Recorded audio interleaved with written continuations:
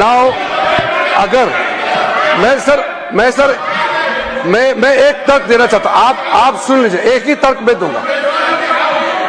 खड़गे जी, आपका लोकसभा में लीडर ऑफ ऑपोजिशन, आप और आपका चीफ व्हिप जयराम रमेश जी, आप लोगों ने जो हरकतें की है, मैं इस सदन में जिक्र करना नहीं चाहता हूं।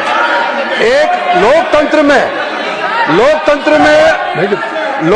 में हम एक दूसरे के प्रति सम्मान देना चाहिए। आप बैठिए, ये तो एलओपी साहब अगर वो विषय से नहीं भटकते तो मुझे कहने का आवश्यकता नहीं पड़ता। सर, ये जो उन्होंने जो मैटर रेफर किया है, ये संसद में विपक्ष की बड़ी जीत, मोदी सरकार ने मान ली विपक्ष की बात। संसद में विपक्ष का हल्ला बोल जारी है, जहां वह चुनाव सुधार और एसआईआर से जुड़े मुद्दे पर तत्काल चर्चा की मांग को लेकर जोरदार विरोध और हंगामा कर रहा है।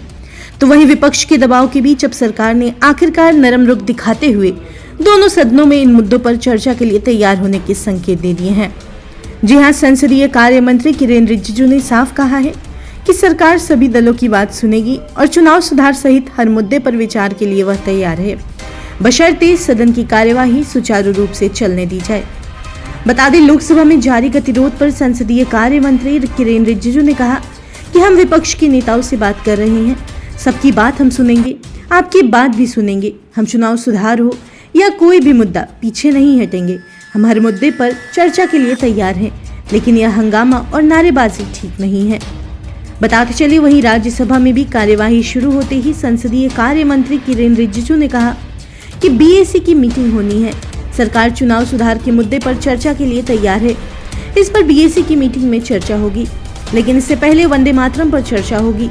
इस पर टीएमसी के फ्लोर लीडर डेरेक ओब्रायन ने कहा कि 14 दलों ने लिख कर दिया है कि हम इस पर चर्चा चाहते हैं, लोग जान गंवा रहे हैं। फिर रिजिजू ने स्वीकार करते हुए कहा कि हम सभी दलों से चर्चा कर इसके समय पर फैसला करेंगे, तब तक सामान्य कामकाज होने देना चाहिए।